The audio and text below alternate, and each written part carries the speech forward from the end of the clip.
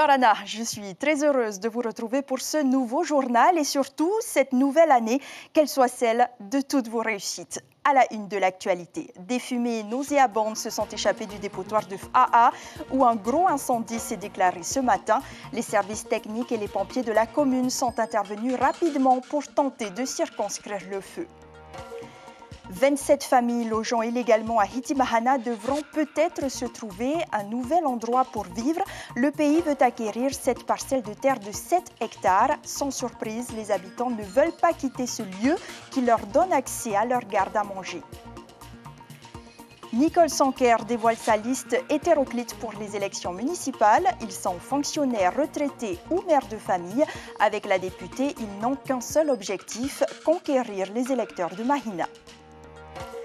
Au volet sportif ce soir, du Va'a avec Manouté à Millon. Il conserve son titre de champion de Nouvelle-Zélande. Ce jeune rameur de Mataya décroche 6 médailles et même un nouveau record.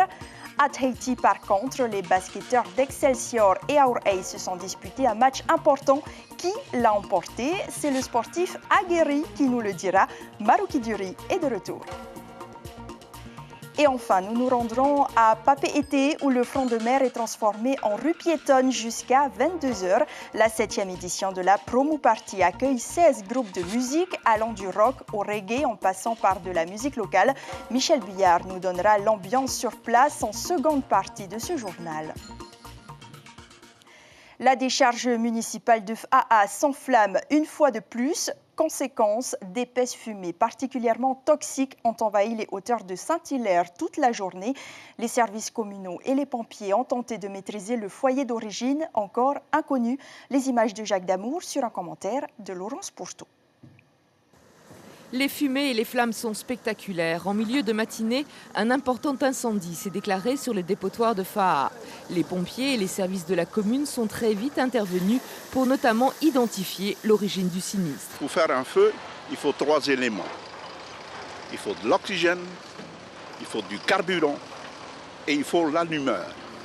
Or, hier au soir, lorsque nos services ont laissé la décharge, rien ne laissait apparaître un quelconque début d'incendie. Donc, on suppose qu'il y a un allumeur qui a fait qu'il y a eu un feu. L'enquête est en cours. En attendant, les fumées se sont propagées. Notre caméraman a été pris en charge à l'issue de ce reportage. Selon les responsables de la mairie, du méthane se trouverait stocké sous la décharge. Une mission calédonienne avait été envoyée il y a quelques semaines pour évaluer la dangerosité du site. Il ne faut pas tellement vous fier à la fumée. Ce qui est important, c'est qu'il faut savoir que sous la décharge elle-même, il y a beaucoup de méthane. Du fait de l'utilisation de la décharge. Donc actuellement, comme vous pouvez le constater, on arrive à presque circonscrire le feu, à le maîtriser complètement. Oscar Temarou s'est rendu sur place pour évaluer les dégâts. Un incendie de décharge n'est pas exceptionnel. Pour autant, il s'agit à présent de connaître l'origine du feu et ses conséquences pour la population. Et pour rappel, dans son rapport de juin 2018, la Cour territoriale des comptes préconisait de fermer le site en raison notamment du non-respect des normes environnementales.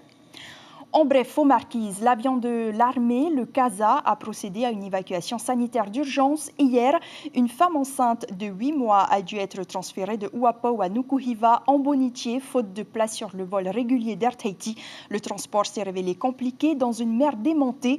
Le CASA a donc pris le relais pour la transporter au CHT de Taoné. En route, les secours se sont arrêtés sur l'atoll de Hana, au Tuamotu, pour une autre évacuation. Une situation délicate qui rappelle l'urgence d'un hélicoptère pour les îles Marquises. Le pays souhaite acquérir un terrain de 7 hectares à Hitimahana. Son coût, 864 millions de francs pacifiques. Pas de raison précise évoquée pour l'heure, mais 27 familles pourraient voir leur lendemain basculer. Les habitants occupent la frange littorale depuis 20 ans au moins et ne veulent pas quitter leur paradis. Thierry Stemfler et Marcel Bonneau nous emmènent à la rencontre de ces occupants. Connue pour attirer des dizaines de kitesurfers quand le vent souffle, la plage de Hitimahana est aussi un coin habité par plusieurs centaines de personnes, parfois depuis 30 ans. D'apparence très modeste, avec des générateurs, faute d'électricité, ces maisons sont abritées par une végétation épaisse, plantée au fil des ans par ses habitants sans titre. À l'image de Raymond, il veille aussi à la propreté des lieux, régulièrement souillés par les déchets amenés par les eaux de la rivière voisine. On a l'habitude ici. On a l'habitude et on est tout près de la mer. On a besoin de pêcher le poisson et tout ça à côté. Je me sens bien ici. Il y a la pêche, il y a le vent, il y a la rivière, il y a la mer. Et la famille s'entend bien aussi ici. Pas tout le temps, mais... On trouve même ici une chapelle pour ceux qui veulent prier le soir. Plusieurs associations existent. L'une d'elles s'intitule « La protection des enfants de la rivière ». Vivant avec sa femme handicapée dans 30 mètres carrés ouverts au vent, Gervais ne serait pas forcément contre un éventuel relogement, mais... Il n'y a que ma femme qui touche sa cotorep. Elle est dialysée. Elle ne rapporte pas beaucoup, mais si elle gagne 70 000 par mois, ça cotorep. Il faut que je travaille pour payer juste le loyer, le courant, tu vois, quand tu te déplaces dans les maisons comme ça, pour payer. Ouais, tu sais, avec ma retraite, ça ne va pas aller. Hein. Avec la retraite, ça ne va pas, parce que souvent les loyers, ça coûte au moins pas loin de 50 000 francs. Le terrain TDF, qui devrait être racheté par le pays, compte officiellement sur sa frange maritime 27 familles à reloger, mais elles seraient apparemment plus nombreuses. D'ailleurs, selon le gouvernement, l'acquisition de ces 7 hectares ne s'accompagne pour l'instant d'aucun projet précis. Ce projet d'acquisition devrait être étudié par la Commission de contrôle budgétaire et financier ce mercredi. À Mahina toujours, Nicole Sanker présente officiellement sa liste pour les municipales. Tamar Mahina a tout, mais d'emblée, 2 obstacles se dressent déjà face à la députée Damas Tewira d'abord, investie par le parti d'Edouard Fritsch, le Tapura Huir Atira. Par ailleurs, la loi sur le cumul des mandats devra s'appliquer. Les explications de Laurence Pourteau et Sandroli. C'est donc officiel depuis ce matin. Nicole Sanker s'alignera aux prochaines municipales. Sans étiquette, puisque la députée a quitté le groupe Tapura à l'Assemblée de Polynésie. Elle affrontera donc le candidat officiel du parti. La proposition que Damas m'a faite ne nous satisfait pas, puisqu'il nous proposait uniquement 2 sièges sur sa liste. Et comme vous le voyez, je suis présidente de fédération de Tapura Mahina et nous avions espéré 7 à 8 sièges. Quand il y a une division, c'est qu'il y a un problème quelque part. Et je ne pense pas que d'avoir donné des investitures vienne régler ce problème. Vous savez, le Tapura Huir Atira a des statuts. Et dans les statuts du Tapura Huir Atira, il n'y a pas d'investiture pour les municipales. Bon, aujourd'hui, le président a décidé de soutenir certains candidats. Maintenant, il faut voir qui gagnera. Au programme de sa liste, solidarité, proximité, environnement, des thèmes chers à la députée qui se dit prête aujourd'hui à quitter son mandat national en cas de victoire au municipal. J'ai besoin de retrouver aussi cet exécutif. Vous savez, quand vous êtes député, c'est un travail législatif, on débat beaucoup, mais le rôle de maire, vous êtes proche de la population, vous avez une administration, vous avez un budget, vous décidez avec votre équipe de ce que vous allez en faire et c'est cette exécution de programme qui m'intéresse plus. Donc c'est clair, si je suis élue maire, je resterai maire. Nicole Sanker se veut ni opposante ni ralliée à la majorité, une position ambiguë que le Tapura devra éclaircir dans les prochains jours. Et pour ces rendez-vous politiques prévus les 15 et 22 mars prochains, France Télévisions met en place un dispositif sans précédent. La charte graphique a été revue afin d'intégrer les Outre-mer dans les cartes des territoires mises à l'antenne lors des résultats. Dans les chaînes télévisées ultramarines, certains débats seront même décentralisés. Objectif, être au plus près des citoyens, comme le précise Sylvie Gangoul, la directrice exécutive du pôle Outre-mer à France Télévisions.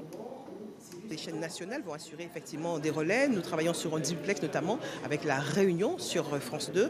France O va aussi jouer son rôle puisqu'on aura 2 soirées spécifiques.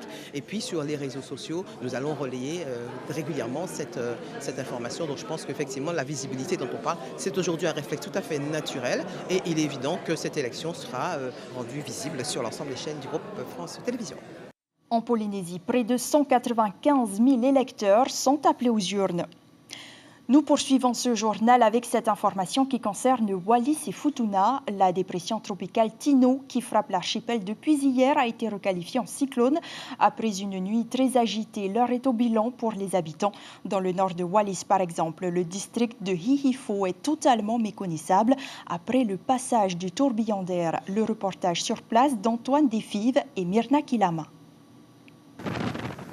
Des arbres arrachés, des chaussées inondées et des habitations frappées de plein fouet par les vents et les vagues.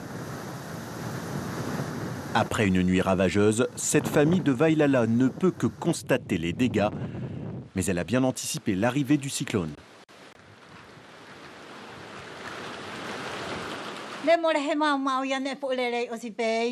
Nous n'avons pas eu de gros dégâts. En somme, tout s'est passé sans trop de problèmes. Hier, nous avons juste renforcé un peu la toiture et la mer est montée, c'est vrai, mais pas jusqu'à notre maison.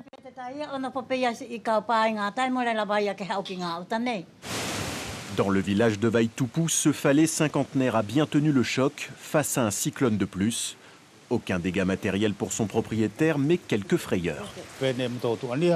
J'avais surtout peur pour la toiture de la maison, puisqu'elle nous abrite de la pluie et du vent. Mais bon, elle a tenu le coup. C'est vrai aussi que quand il y a eu la coupure de courant, ça nous a un peu inquiétés d'être dans le noir. Mais bon, pour ça aussi, on avait déjà prévu des lampes torches et des bougies. La première nuit est généralement la plus dévastatrice dans ce genre de phénomène. Le district de Hihifo est principalement touché. Les services de l'État s'activent pour réparer entre autres les pannes d'électricité et élaguer les arbres tombés. L'anticipation et la préparation expliquent le peu de destruction sur l'archipel. Aujourd'hui, ce sont surtout la solidarité et l'entraide qui prévalent pour nettoyer les dégâts. Et avant de toucher Wallis et Futuna, le cyclone Tino a tout dévasté à Tonga. Regardez, ces images témoignent de la force du vent. Il a soufflé à 180 km/h.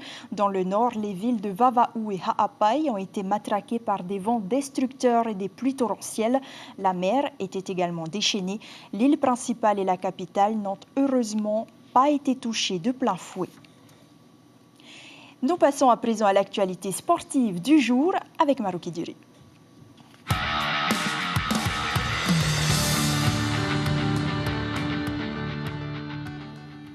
Marouki Duri, bonsoir. Bonsoir Ayata. Vous faites votre grand retour avec de l'actualité People d'abord. Eh bien, on débute tout d'abord notre page sportive de ce samedi soir par les athlètes qui ont marqué cette semaine. On part d'abord en Nouvelle-Zélande avec cette image. Manutea Mion, le rameur originaire de Mateia et qui a la double nationalité française et néo-zélandaise, a décroché 3 médailles d'or, 2 d'argent et 1 de bronze cette semaine lors du Wakahama. C'est le championnat national de vitesse en Nouvelle-Zélande.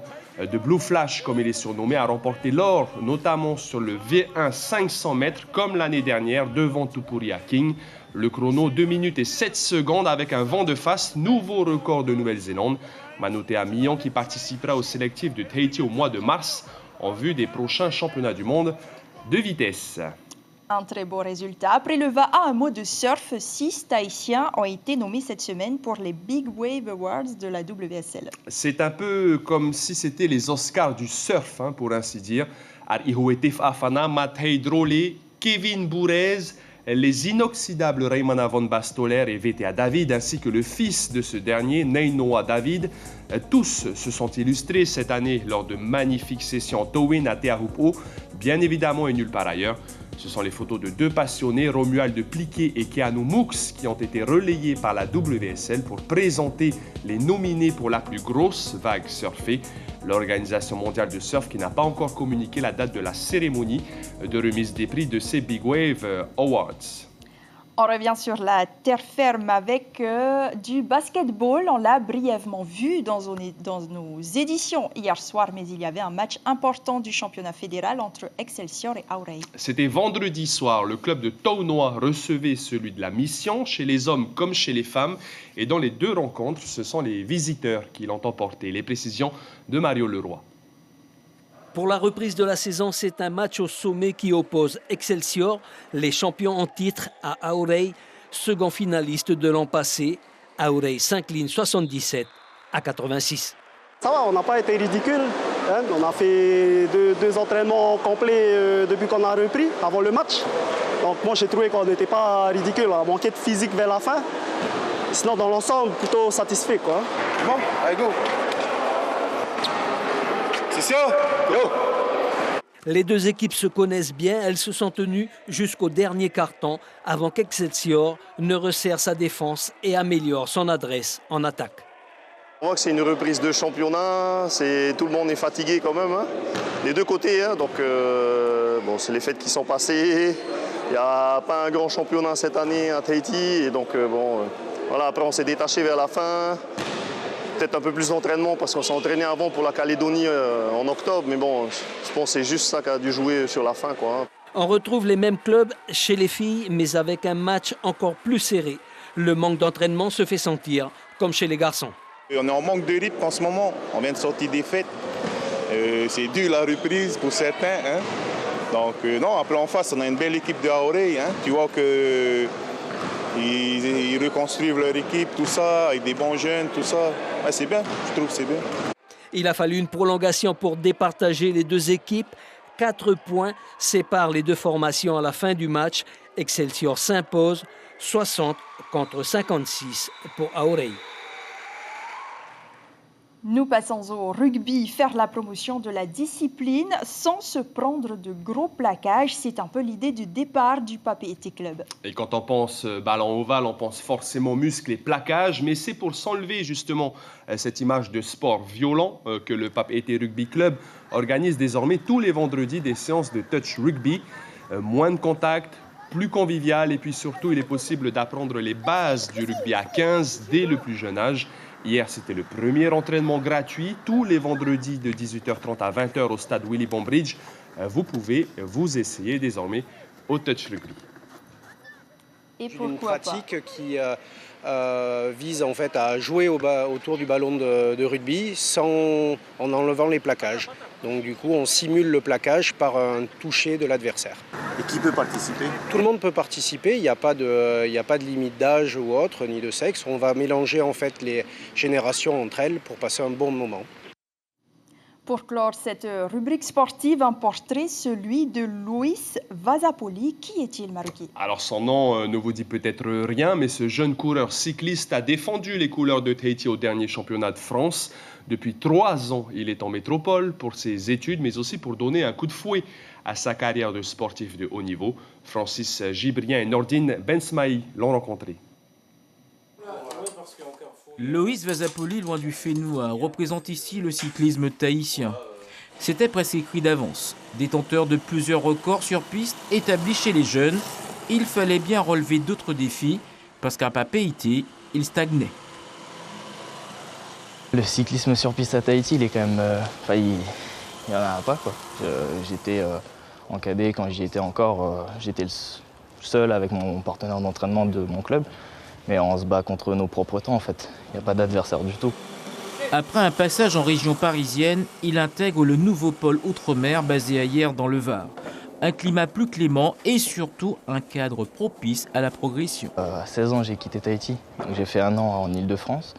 1 an l'année dernière avant que le pôle France ouvre ici. Et là, maintenant que le pôle est ouvert, avoir la structure ici pour pouvoir performer au mieux, c'est encore mieux, quoi. Il bénéficie en prime des conseils de Kevin Siro, ancien champion et membre de l'équipe de France de la vitesse, que l'on ne présente plus. Loïs, c'est quelqu'un que je suis déjà depuis 2 ans. Ouais. Et c'est un sprinter qui a des qualités. De par sa puissance déjà, premièrement, et puis de par sa volonté, parce qu'il avait quand même quitté sa terre natale de la Polynésie française depuis 2 ans. C'est quand même un grand pas pour lui d'avoir été sur les vélodromes de France, de Paris et de Hyères pour avancer dans son projet sportif. Loïs fait partie des valeurs montantes de la piste. Vice-champion de France en titre du Kérine, Loïs rêve de sélection avec les Bleus et dans un coin de sa tête l'envie de participer au JO de Paris 2024. Et c'est sur ce portrait de nos confrères d'Outre-mer La Première que l'on siffle la fin de la partie sportive de ce journal. Je vous dis à demain. À demain, Maruki, merci.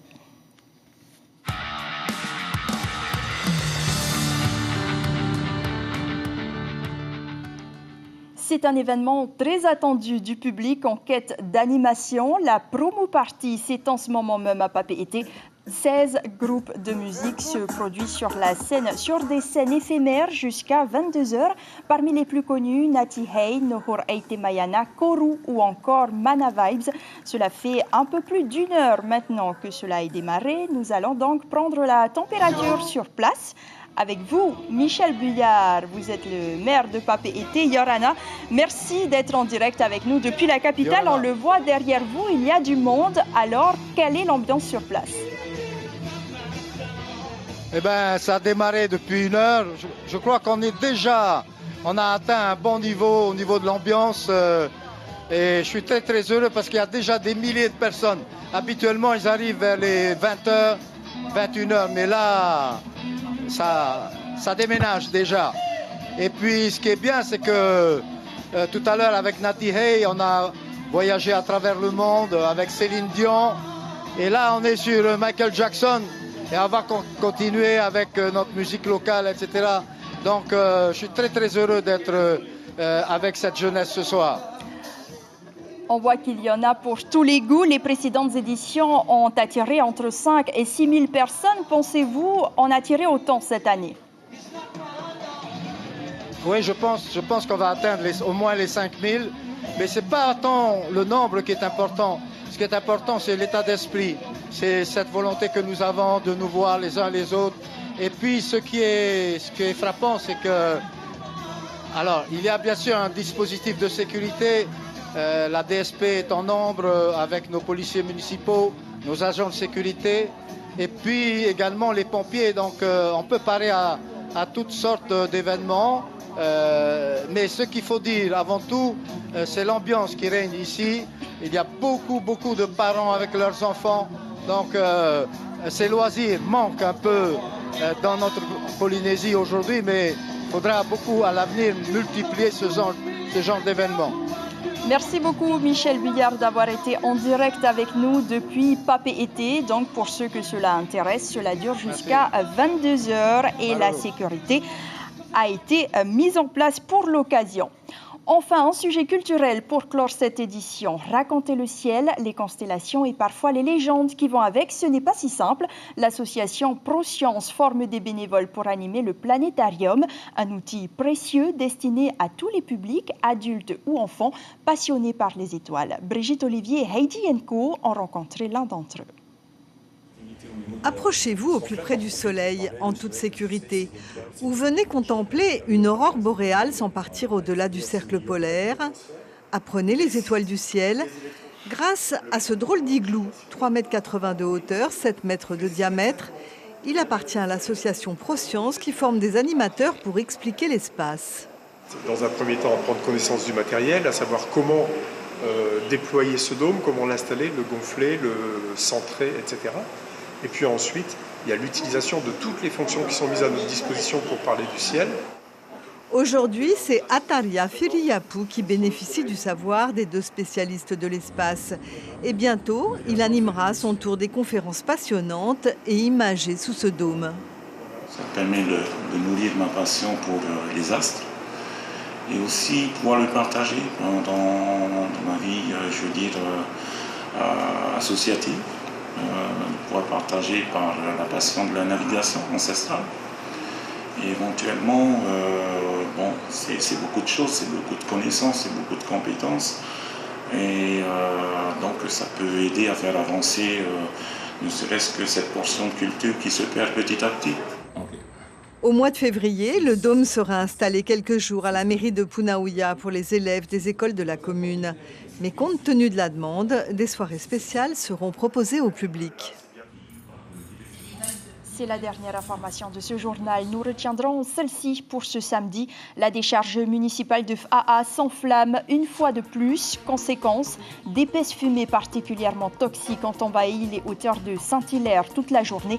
Les services communaux et les pompiers de la commune ont tenté de maîtriser le foyer d'origine encore inconnu. Merci de nous rester fidèles. Retrouvez vos prochaines informations dès 6h demain matin en radio avec Heipoa Tewira et Belinda Tumatariri. À suivre sur la première 2 épisodes de votre série Precious Pearl. Très bonne nuit, portez-vous bien et à demain.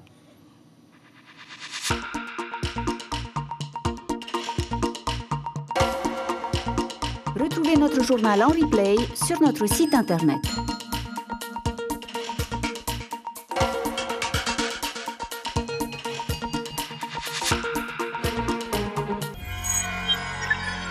Retrouvez ce programme en replay sur notre site internet.